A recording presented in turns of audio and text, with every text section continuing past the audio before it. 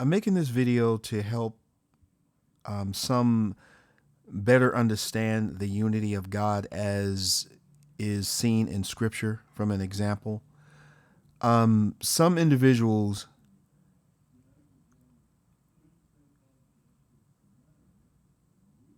who believe in God are afraid to acknowledge the deity of Jesus Christ because they think that that would make two gods, the God the Father in the beginning and the Word, who is also spoken as being God. They believe that makes two gods, but that is not so.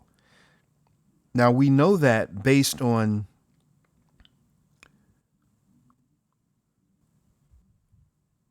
a likeness, an image that is conveyed, that information is conveyed to us in the very beginning in Genesis.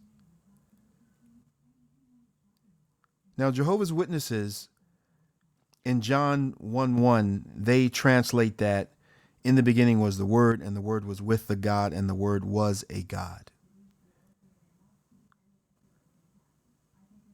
That is incorrect. How do we know that? Only a few Bibles translate it that way. The great majority of credible scholars translate it as in the beginning was the Word, and the Word was with God, or the God, and the Word was God. Okay, not in the beginning was the Word, and the Word was with the God, and the Word was a God. That's incorrect. Why do we know that? The Word is not a God. And if you think about it, if he was a God with Jehovah, and he's a God who is not Jehovah but is with Jehovah, then that would make two gods in the beginning who are responsible for having created all things. All right, even still,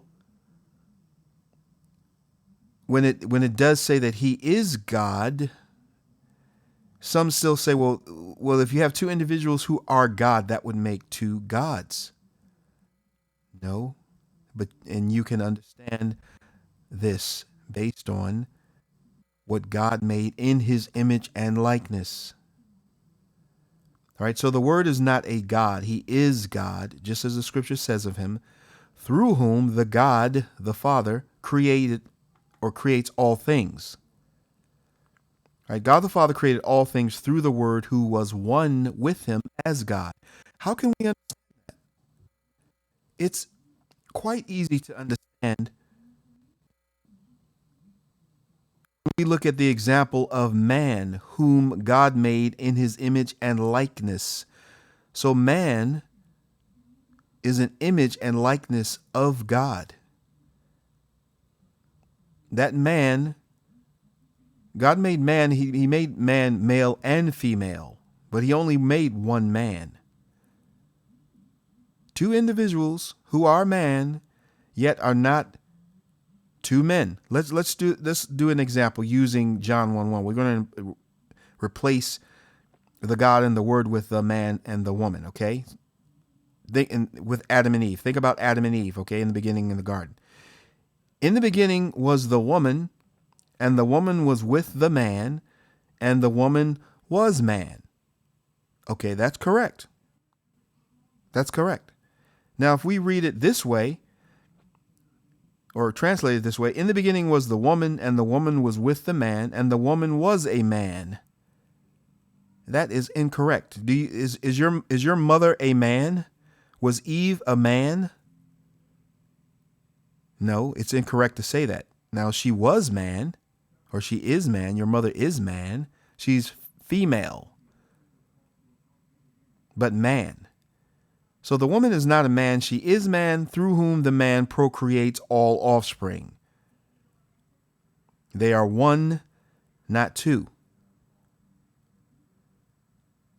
All right, see, God made man, male and female, yet the woman and the man are not two men. The woman is one with the man as man. Notice the scripture, Genesis 1:26-27. This is what God explained. So this is what we are to understand. It's so clear. Then God said, now God, it doesn't say, let me make man in my image after my likeness. It says, God said, all right, so we go back to Genesis because it says that in the beginning was the Word, and the Word was with the God. So you have those two at least speaking here. When it says, then God said, let us, or at least the Father speaking, but it's plural there. There's another individual who is God. They are God. Okay, so it says, then God said, let us make man in our image, after our likeness.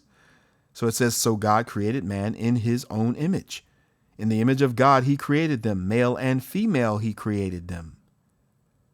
Then Genesis 5 elaborates on the same thing. When God created man, he made him in the likeness of God.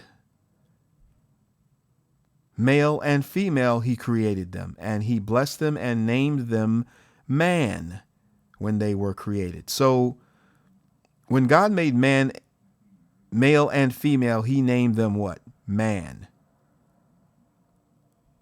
And you understand that a wife has her husband's name. They have the same name. She's just Mrs. Correct? All right, so what we have, according to the Bible, in the beginning, and we know there's only one God. The scripture is very clear that there is only one God. God the Father is the true God. There is only one God. And two gods did not create all things.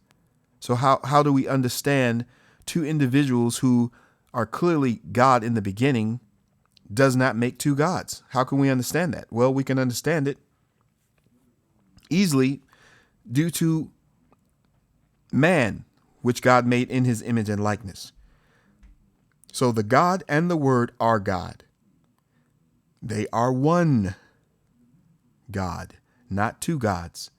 Both have the name Yahweh. The man and the woman are man. They are one man, or flesh, one flesh, okay? Not two men. Both were named Adam.